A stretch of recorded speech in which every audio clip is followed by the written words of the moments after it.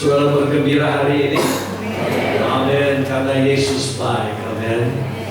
Lebam dan saya sungguh bersuka cita karena sudah menantikan waktu di mana kami akan tiba di Lombok sini dan lebih di Mataram. Dan berjumpa dengan saudara adalah satu berkat yang istimewa. Jadi menjangkau hamba-hamba Tuhan di tempat yang jarang dikunjungi. Nah, pada umumnya itu lebih terpencil sedikit. Jadi kalau kami lewati Jakarta seringkali, tetapi mencari pulau-pulau di mana gereja sedang dirintis dan juga kami melihat hamba Tuhan yang jarang dapat kunjungan, ini beban kami supaya bukan hanya di Indonesia, di Filipina, di Sri Lanka, dan juga di Thailand, 4 negara yang terbuka bagi kami saat ini. Jadi saya mohon doa saudara juga supaya Tuhan memberi kekuatan. Saya sudah usia 67, Lebam dan saya. Tuhan karuniakan 3 anak dan ada 5 cucu. Semuanya cowok, laki-laki semua. Yang paling muda kembar. Nanti besok lusa saya tunjuk foto dari mereka. Tetapi saudara-saudara benar-benar merasakan berkat Tuhan. Saudara tidak bisa luput dari berkat Tuhan kalau saudara ikut Dia. Amin. Dan keluargamu akan diberkati. Saya yakin bahwa suami istri, keluarga yang mencari hadirat Allah akan ditimpa dengan berkat-berkat Allah yang luar biasa. Ini tidak meluputkan kita dari percobaan. Ini tidak berarti bahwa tidak ada masalah dalam hidup. Tetapi bedanya adalah Allah beserta dengan kita. Amin. Nah, hari ini saya akan mengajak saudara buka bersama di dalam Injil Matius pasal yang ke-14. Pasal yang ke-14. Saya mau bawakan bagi saudara satu pokok, yaitu sehari dengan Yesus. Sehari dengan Yesus. Saudara-saudara, saya mempunyai keyakinan bahwa selama saudara hidup, setiap hari itu berarti sekali bagi kita. Karena Allah berkata, jangan saudara khawatir mengenai besok. Besok belum tiba. Ada cukup banyak persoalan yang dihadapi hari ini. Kemarin sudah lewat, saudara tidak bisa ulangi kemarin. Tetapi kami bertanggung jawab atas setiap hari yang Allah berikan. Dan saya mau sampaikan kepada saudara hari ini bahwa rencana Allah bagi hidupmu hari ini dahsyat sekali, luar biasa. Dia memakai saudara, Dia memanggil saudara, dan sesudah engkau berada dalam hadiratnya seperti hari ini, maka saudara akan keluar dari pintu ini dan saudara akan masuk kembali di tengah-tengah kehidupan masyarakat dengan satu misi, untuk menjadikan Yesus tinggi. Amin. Untuk terang itu benar-benar kena kepada jiwa-jiwa yang masih belum dengar bahwa Allah mengasihi mereka. Oleh sebab itu, di dalam Injil Matius ada 4 peristiwa besar. Biasanya kalau misalnya di sekolah minggu, ini kisah atau cerita atau peristiwa ini seolah-olah berdiri sendiri. Jadi kalau berbicara mengenai memberi makan 5.000 orang, itu salah satu pokok topik di sekolah minggu yang dahsyat sekali.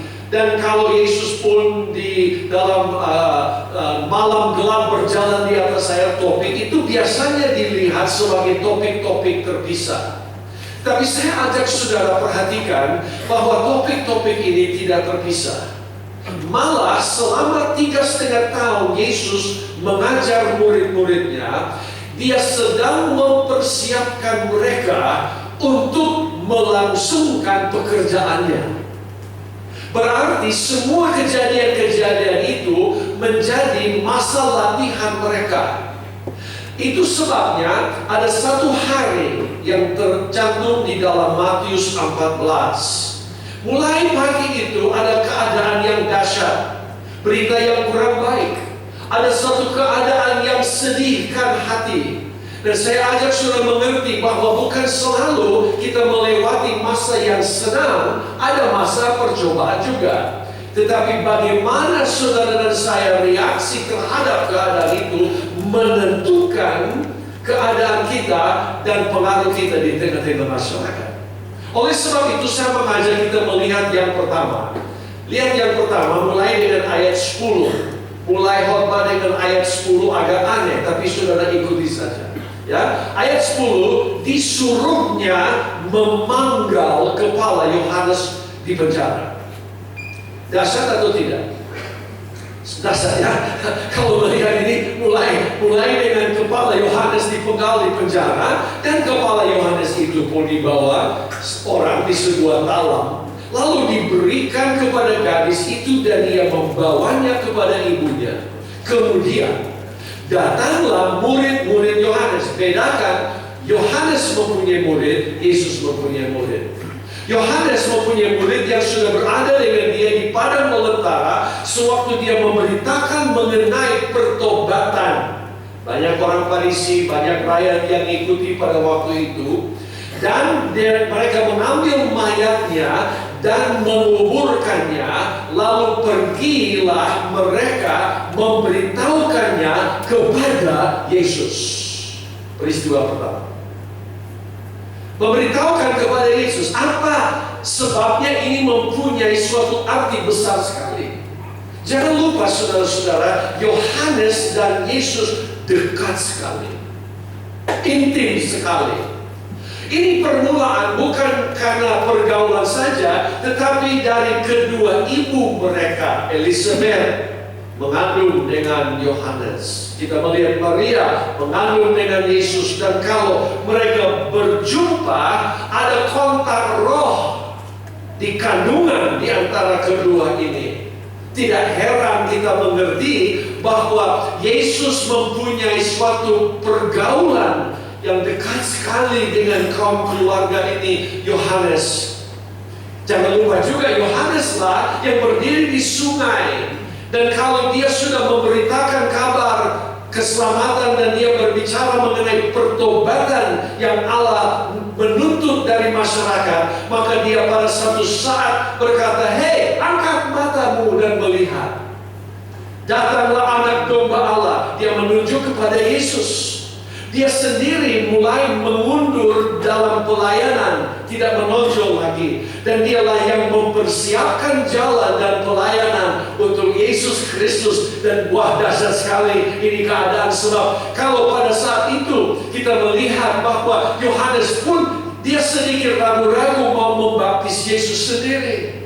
Tapi Yesus berkata, "Yohanes, jangan khawatir, harus lakukan ini untuk menggenapi segala kebenaran." Jadi Yesus dibaptis, lalu dia keluar dari air, dia penuh dengan Roh Kudus. Dan Yohanes ini yang mengatakan, "Aku tidak layak membuka tali kasutnya pun."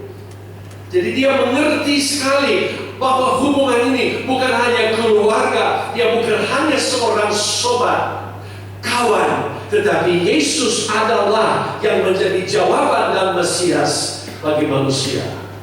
Tidak heran dan kalau hari ini kita melihat murid-murid ini datang dan mereka mencari siapa? Mereka mencari Yesus. Dan mereka berkata, "Yesus, inilah yang telah terjadi." Ayat 13 sekarang angkat. Setelah Yesus mendengar berita itu, menyingkirlah. Semua sebut kata menyingkirlah. Menyingkirlah, satu kali lagi. Menyingkirlah. Kemana dia menyingkir? Ke tempat yang sunyi. Yesus mencari suatu tempat menyendiri. Nah, saya mau saudara perhatikan bahwa kalau ditimpa dengan satu berita yang mengejutkan atau berita yang membawa perasaan duka, kerugian, manusia tidak cari pesta. Dia tidak cari keramaian. Malah dia akan seringkali mengundurkan diri dan mau menyendiri di dalam keadaan sakit yang luar biasa. Saudara, saya harus mengerti bahwa Yesus secara manusiawi sangat perlu dilayani. Sebab dia akan merasakan apa yang saudara dan saya merasakan bila kehilangan keadaan yang begitu mendadak dan cepat. Jadi kemana Yesus? Yesus pergi ke tempat satu-satunya. Saudara-saudara, jangan lupa ada tempat.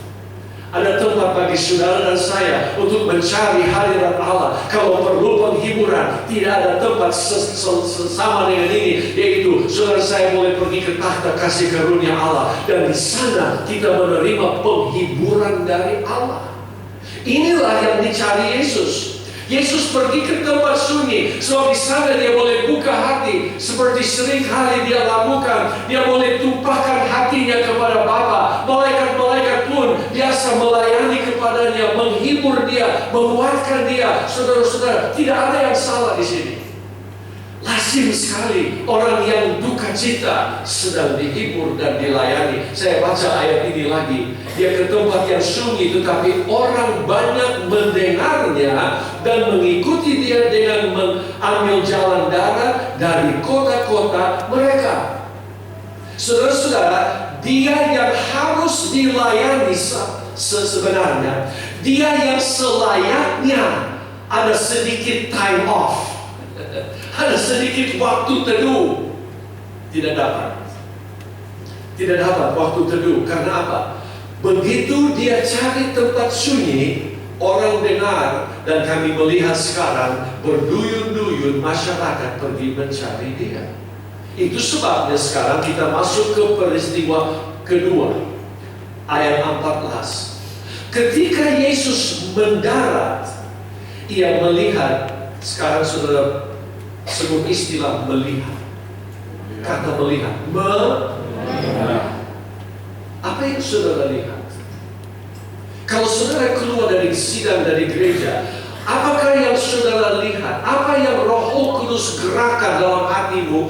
Dan bagaimana saudara menilai jiwa-jiwa yang ada sekeliling saudara? Perhatikan, dia yang seharusnya dilayani sekarang tidak ada waktu. Sebab apa?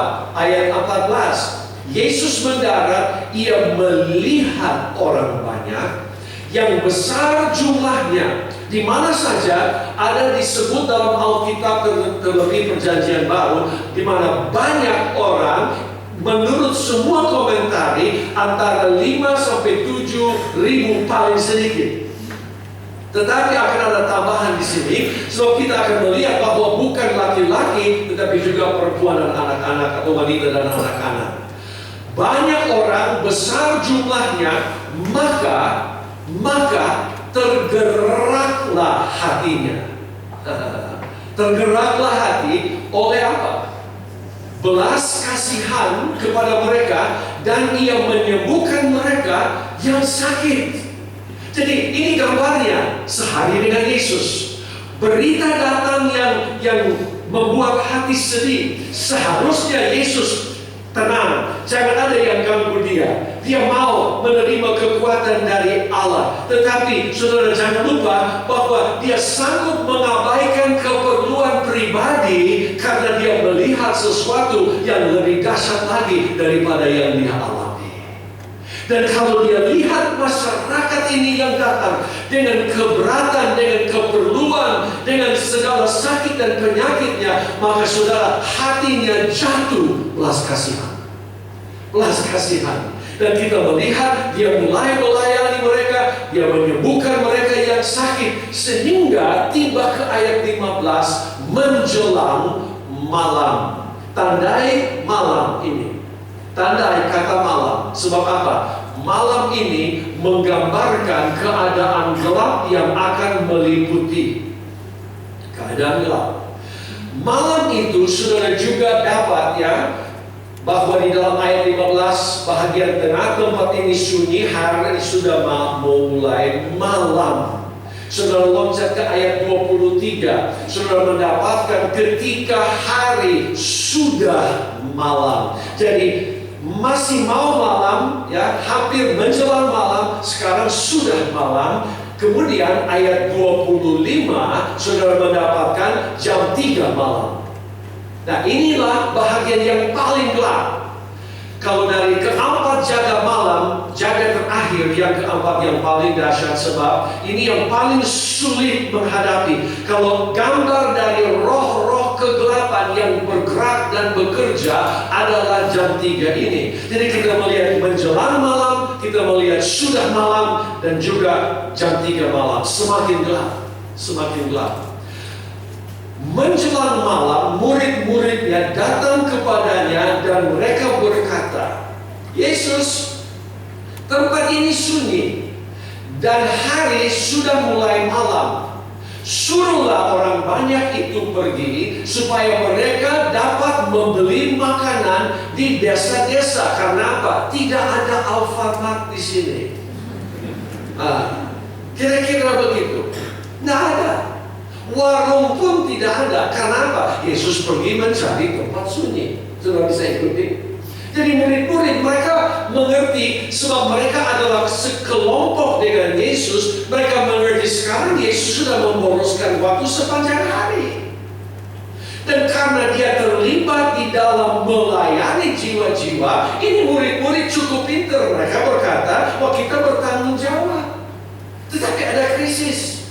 Karena tidak ada makanan untuk beri kepada orang-orang ini. Jadi mereka hanya ada satu jawaban. Mereka pergi kepada Yesus. Yesus, ini kirim pulang sebelum terlanjut. Nah, kirim pulang sebelum sekarang kita yang bertanggung jawab. Dan sudah perhatikan bahwa Yesus jawab mereka akan sama sekali membuat mereka stres dan kaget luar biasa. Sebab apa? Semua tahu kisahnya. Tetapi Yesus berkata kepada mereka, tidak perlu mereka pergi. Jangan lupa, sehari dengan Yesus mereka akan pelajari sesuatu. Kamu harus memberi mereka makan. Nah, kalau mereka matanya lurus, sekarang sudah juling matanya. Benar, mengapa? Sebab mereka mengerti sekarang Yesus bebani mereka. Jangan lupa, ini peristiwa-peristiwa semuanya ada tujuan. Ada tujuan. Allah mau saudara dan saya mengerti bahwa meskipun begitu besar persoalan dan masalah hidup kita, kita selalu ada misi, ada maksud. Allah pakai saudara, dia akan melengkapi saudara, dan dia berkata, kasih makan, kasih makan, kasih makan, kasih makan. Kira-kira apa yang terjadi? Saya rasa bahwa kalau bahasa Indonesia, the committee meeting. Saya rasa bahwa ini kelompok diskusi yang pertama, rapat di antara murid-murid terjadi di situ. Tanpa Yesus, sebab Yesus masih melayani orang. Jadi ini murid-murid Yesus, mereka bikin kelompok kecil, lalu mereka rangkul, mereka lagi peluk satu dengan yang lain. Kita mau buat apa dengan Yesus sekarang? Dia sudah sepanjang hari, dia jemur di matahari, dia sudah tidak pikir benar lagi. Mungkin karena stres dengan duka cita dari Yohanes, dia sekarang sudah dia tidak berpikir dengan jelas lagi. Apa yang kita akan lakukan dengan Yesus? Sekarang dia sudah kasih makan orang ini semua. Kira-kira apa yang jadi, saudara? Perhatikan. Firman Allah berkata bahwa di dalam kelompok besar itu ada anak yang membawa makanan. Dan kalau mereka sedang merunding, kira-kira seperti ini. Mereka angkat mata dan mereka melihat di sebelah sana ada anak dan ada makanannya. Satu dapat ide. Tunggu. Saya mau pergi dulu. Saya pergi. Dia pergi ke anak ini. Saya tidak tahu persis bagaimana percakapannya, tapi kira-kira begini. Nah, tolong pinjam sebentar. Dan saudara-saudara, saya masih ingat waktu saya muda. Kalau itu anak laki-laki kira-kira umur 10-12 tahun, mana ada anak laki-laki mau serahkan makanannya? Hah? Kalau saya masih 12 tahun, nah, saya masih lapar. Tetapi rupanya dia besar orangnya, atau dia bujuk bagaimana, ataupun anak itu rela sekali memberikan, kita tidak tahu. Tetapi satu hal kita tahu, murid-murid mengambil makanan ini untuk menjadi bukti. perhatikan baik-baik. Sebab sekarang mereka kembali kepada Yesus. Coba ikuti ayatnya. Mereka bawa ini makanan sedikit, dan jawab mereka, yang ada pada kami di sini hanya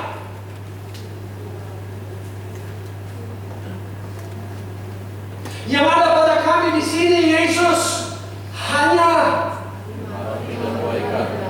ya 5 ketul roti, 2 ekor ikan. Itu yang ada dari anak ini. Tetapi saudara dan saya datang kepada Yesus dengan apa?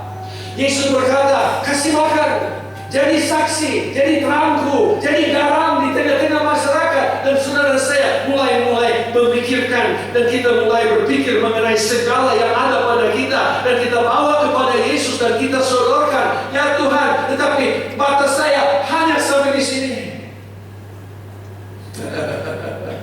Ini hanya saya, Tuhan. Ini bukti, tidak cukup. Tidak cukup. Saudara-saudara, adakah kita mengerti dan sadari kita sendiri suka lakukan ini dengan Tuhan? Tuhan, saya punya ekonomi hanya sampai di sini. Saya punya pendidikan hanya sampai di sini. Saya punya tenaga hanya sampai di sini. Dan kita sodorkan dan kita berkata, Tuhan, yang ada pada kami hanya apa? Hanyamu. Apa alasanmu tidak dipakai oleh Tuhan? Apakah yang saudara sampaikan kepadanya dan berkata, oh Tuhan, saya terbatas sekali, ada limitasi. Jadi ini makanan menjadi tanda limitasi. Tetapi ini yang heran dan ajaib. Coba lihat ayat yang ke-18. Apa kata Yesus? Bawalah kemari kepadaku. Yesus tidak ketawa, Yesus tidak meremehkan yang hanya. Yesus sudah mengerti, oh saya tahu bahwa kalian lemah, saya tahu bahwa tidak ada kapasitas, saya tahu Anda hanya nelayan yang sederhana, pemungut cukai satu, orang yang radikal satu, Simon dari Kanani, macam-macam. Yesus mengerti semua itu, dan saya berkata kepada sidang jemaat, Yesus mengerti setiap limitasi hidupmu. Itu tidak membuat dia gugup. Dia berkata saja, bawa kemari. Haleluya. Dia berkata bawa. Jadi Yesus firman-Mu kepada saudara firman-Nya kepada saudara hari ini, bawa hanyamu kepadaku. Dan dia ambil itu yang hanya, dan perhatikan apa yang jadi. Disuruhnya orang banyak duduk di rumput, dan setelah diambilnya 5 roti dan 2 ikan, limitasi saya, limitasi saudara, Yesus menengadah ke langit, dan dia mulai mengucap syukur atasnya. Saya tidak tahu kira-kira doa Yesus persis bagaimana, tetapi dia berkata, Bapa, hanya ini yang ada pada mereka. Hanya ini. Tetapi Bapa, berkatilah yang sedikit ini. Saudara-saudara, yang pertama kita pelajari tadi apa? Yang seharusnya menjadi hak dilayani bisa disampaikan untuk melayani keperluan orang lain. Tetapi ini pelajaran kedua. Dia sedang mengajar kita bahwa yang hanya dalam hidup kita, kalau diserahkan ke tangan Dia, jadi berkat yang luar biasa. Berkat yang luar biasa. Coba lihat. Lalu Dia memecahkan roti itu, dan Dia memberikan kepada murid-muridnya, membagi-bagikannya kepada orang banyak. Nah, saya ajak saudara berpikir sebentar. Tadi baru disebut menjelang malam.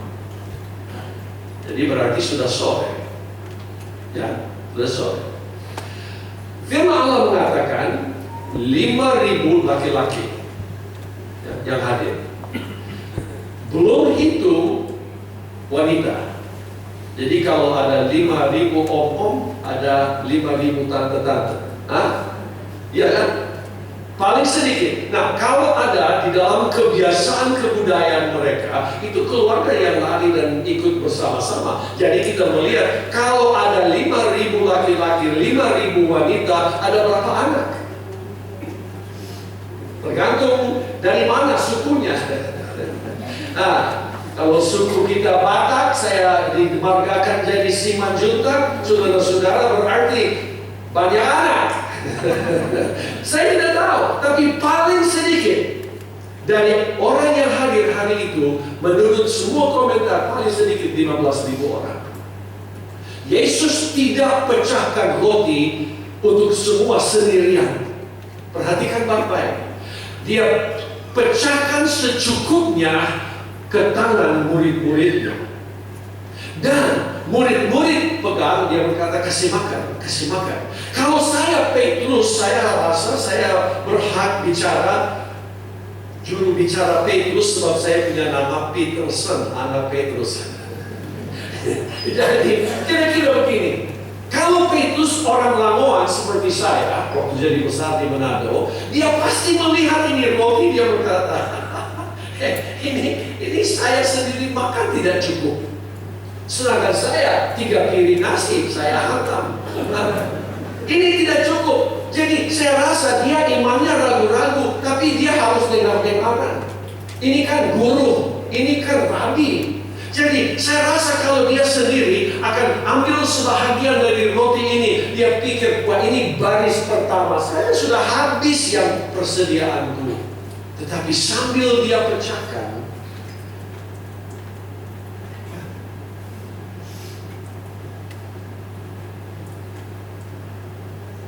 dia jalan terus 1.500 habis-habis. Dengan baik-baik, Yesus mau saudara mengerti bahwa mujizat di tangan Yesus adalah mujizat di tangan saudara. Besok di kantor,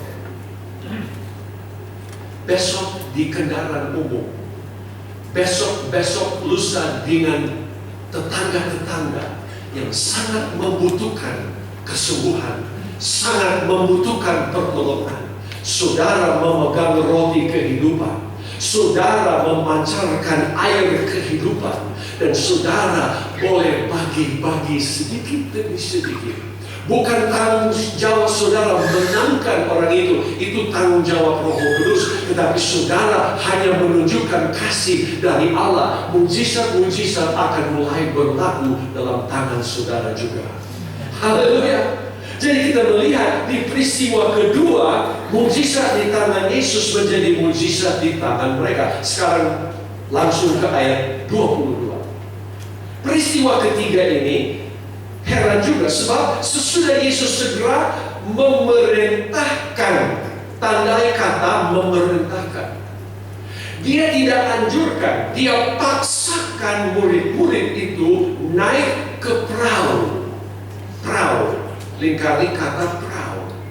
Perahu itu untuk apa? Yesus berkata, engkau akan mendahuluiku menyeberang ke sebelah. Dengan apa? Dengan perahu.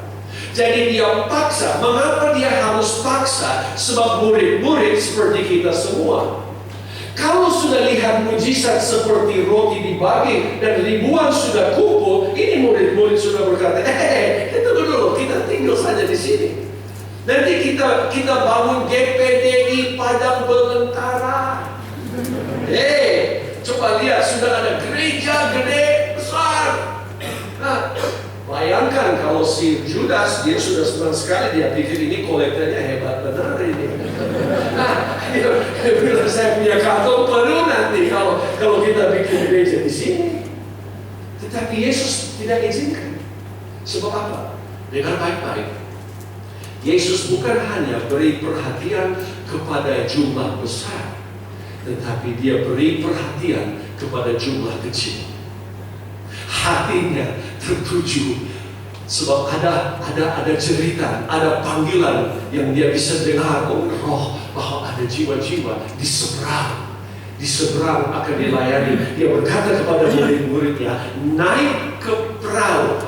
Perahu itu lambang apa? Bagi saya dalam kisah ini, perahu itu adalah seperti Roh Kudus yang menyertai dan menolong kita lewati samudra hidup. Sebab Yesus berkata apa? Aku akan naik ke bukit. Dia pergi naik ke bukit untuk berdoa, tetapi dia berikan kepada mereka perahu untuk menyeberang. Yesus berkata, aku akan kembali ke surga, tetapi aku berikan penolong bagimu, Roh Kudus, untuk menolong di dalam menghadapi setiap peperangan rohani dan masalah hidup. Nah, perhatikan baik-baik, sidang jemaat. Saudara bisa terima sesuatu pagi ini? Bisa terima? Coba lihat, kalau mereka naik ke perahu, mereka harus kerja, mereka dayung setengah mati. Sebab firman Allah berkata, kalau sudah sampai di tengah dari laut itu, kena badai, angin, arus angin itu gambar juga roh-roh kuasa kegelapan yang merintangi. Dia memukul laut sehingga itu menjadi ombak. Ombak memukul keras. Percobaan sulit sekali dalam hidup ini. Ada kalanya rasa maju 5 meter, mundur 2 meter. Maju 5 meter, mundur 2 meter. Pernah saudara rasa dalam pengalaman Kristen seperti itu?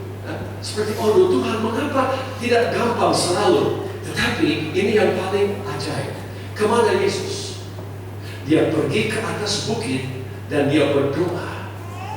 Saudara kekasih, perhatikan baik-baik. Sesudah Yesus bangkit dari antara orang mati, kemana dia? Kemana? Dia naik kembali ke surga. Dan di surga dia jadi apa? Juru syafaat kita. Adakah saudara tahu bahwa pagi ini Yesus berdoa buat saudara?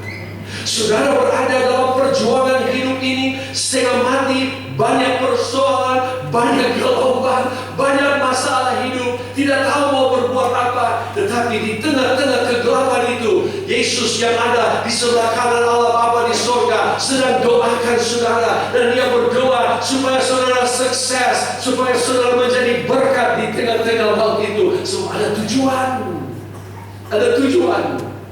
Dan akhirnya di paling gelap malam itu, jam 3 pagi, datanglah Yesus berjalan di atas air itu. Saya kagum dengan ini gambar. Sebab apa? Yang menjadi masalah kita dalam hidup ini, Yesus berdiri di atasnya dan dia menguasai dan dia mengatasi semua masalah. Dia berjalan di atas ombak, dia berjalan di tengah-tengah kegelapan. Yang menjadi masalah dan mengkhawatirkan saudara, tidak ada kekhawatiran bagi dia. Sebab hari ini dia adalah kebangkitan. Yesus adalah juru selamat yang menang di atas semuanya. Dan jangan lupa, kalau dia sudah dekat ke perahu itu, mereka pikir hantu. Tetapi Petrus, kalau dia berseru, izinkanlah aku datang kepadamu Yesus. Saya tertarik dengan hati ini sebab Petrus selalu ingin lebih baik dari semua saya dekat dengan dia. Lebih baik dekat dengan dia. Dan Yesus izinkan, dia undang, mari Petrus. Saudara-saudara, mujizat yang paling dahsyat, seorang manusia jasmania, Petrus melangkah dari perahu dan dia berjalan di atas air. Dia berjalan di atas air. Dia dapat mengatasi hampir semua gambar-gambar sekolah minggu yang dicetak. Saya kurang senang. Sebab apa? Selalu menunjuk saja Petrus tengah tenggelam. Iya kan? Coba perhatikan. Kalau ada gambar Petrus dengan dalam air, biasanya setengah tenggelam. Saya nggak senang. Sebab setengah tenggelam hanya sedetik saja. Sebab rupanya ada ombak di tengah-tengah. Dia tidak lagi memasang mata kepada Yesus. Dan seolah-olah imannya pun goyang. Dia mulai tenggelam, tetapi Yesus mengulurkan tangan. Dia mau menunjuk kepada Petrus. Petrus, meskipun engkau hanya manusia, meskipun engkau hanya ada limitasi ini, tetapi engkau berjalan dengan aku. Dan kalau mereka bergandengan tangan, sama-sama berjalan kembali ke perahu. Saudara-saudara yang kekasih, Roh Kudus ada di tengah-tengah kita hari ini, dan Dia memimpin kita di tengah perjalanan. Tetapi jangan lupa, ada hari tidak lama lagi Yesus akan kembali di atas awan-awan, dan Dia akan datang menjumpai kita semua, bawa kembali ke surga, dan semua akan selesai. Ada amin?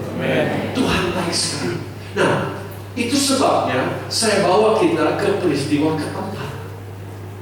Apa yang menunggu mereka? Mengapa dari permulaan pasal 14 sekarang kita tiba ke pasal 14 bahagian ayat 34? Setibanya di seberang, kalau musik tim boleh datang, worship team datang. Seberang mereka mendarat di mana? Di Genesaret.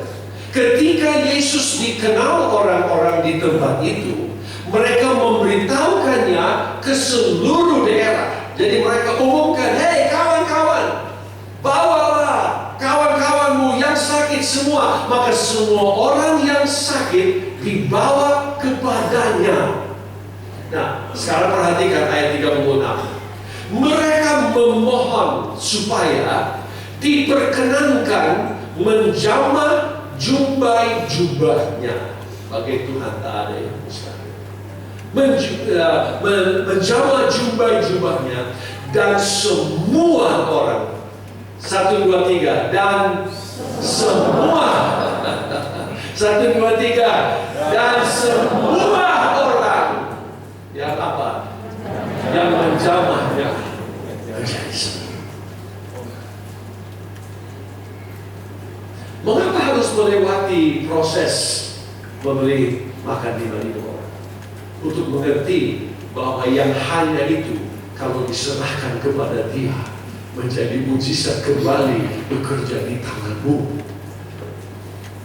Bisa bayangkan, hari Minggu depan masuk ke gereja, kalau dalam satu saat minggu ini saudara dijumpai dengan seorang di tengah-tengah masyarakat, dan Roh Kudus membuka pintu untuk saudara menyampaikan kebaikan Allah kepadanya dan berdoa buat orang itu, lalu dia sembuh. Bagaimana kalau bawa ke gereja hari Minggu? Apa ada sukacita dalam rumah Tuhan? Sudah pasti ada. Malaikat-malaikat di sorga bersorak-sorai. Karena apa? Karena ini maksud Tuhan. Tuhan dengar jeritan orang-orang di kota ini. Tuhan dengar suara mereka di tengah malam. Di mana pengharapan? Di mana pertolongan? Saudara dan saya duduk dalam ruangan ini, kita miliki semua kekayaan kekal, firman yang hidup, Roh Kudus yang menjadi sahabat yang dekat sekali. Mengapa kita pegang sendiri? Jangan saudara, izinkan Allah berkata kepada Yesus hari ini, Tuhan, saya bawa hanya saya kepadamu, dan saya serahkan itu kepadamu. Limitasi saya Tuhan, ketidakbisaan saya serahkan kepadamu hari ini, supaya Engkau mengurapi dan pakai saya menjangkau jiwa-jiwa yang lain. Amin. Saudara rela? Saudara berkata ya dan amin untuk firman Allah hari ini. Saya mengundang semua bangkit berdiri. Kita akan menyanyi ini kor. Saya mohon bisa mulai saja. Kita akan menyanyi di hadirat Allah, lalu kita akan berdoa bersama-sama sebentar. Haleluya Yesus.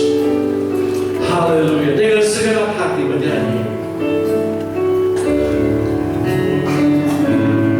Ku yakin saat Kau berfirman,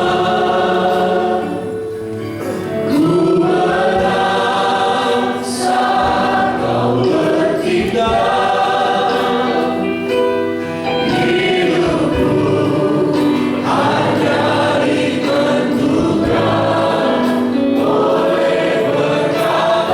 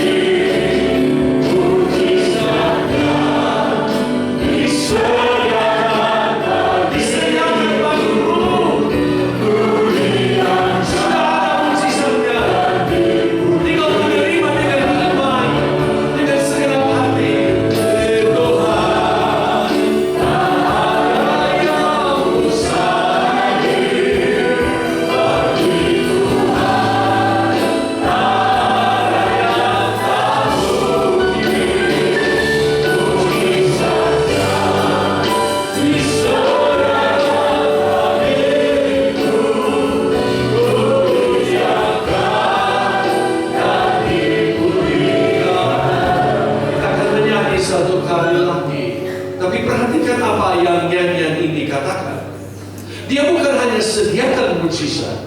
Tetapi dia mengangkat kita. Mengapa saudara dia mau angkat? Supaya engkau mendapat visi yang baru. Yesus mengangkat mata dan dia melihat masyarakat yang terlantar. Dia melihat masyarakat yang membutuhkan pertolongan. Berkata Tuhan, celaikanlah mataku, angkatku Tuhan untuk melihat, kapasitas melihat dan mempunyai belas kasihan, menjadi tangan yang terulur untuk menolong jiwa-jiwa. Sambil menyanyi, mungkin saudara hari ini datang ke kebaktian ini dan membutuhkan mujizat. Mungkin saudara sendiri berada dalam keadaan Tuhan, saya sangat membutuhkan pertolonganmu hari ini. Kalau saudara mau, saya izinkan sambil menyanyi, kalau saudara mau datang dan berdiri saja di depan. Saya rela doa buat saudara. Ada hamba-hamba Tuhan di sini rela berdoa sebab mujizat itu sudah disediakan. Amin. Bagi Tuhan. Siapa yang mau kalau saudara datang berdoa bersama-sama di tempat ini.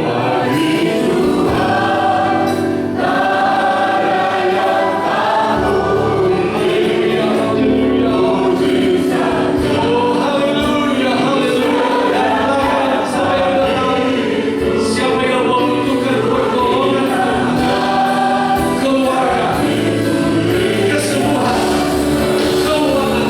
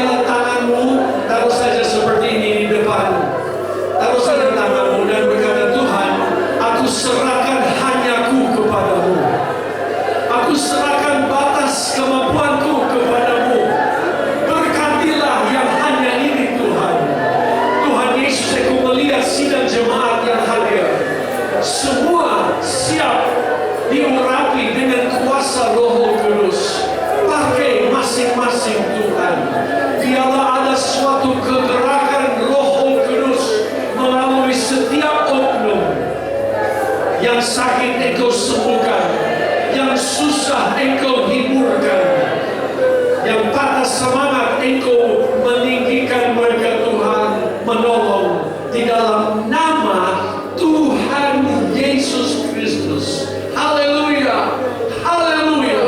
Allah saudara sangat baik. Amin, amin. Haleluya. Terima kasih Yesus. Berkati umatmu hari ini. Kami tahu kami hari ini dirubah di hadirat-Mu. Pakai masing-masing menjadi alat di tangan-Mu. Di dalam nama Tuhan Yesus kami berdoa. Amin. Kami memuji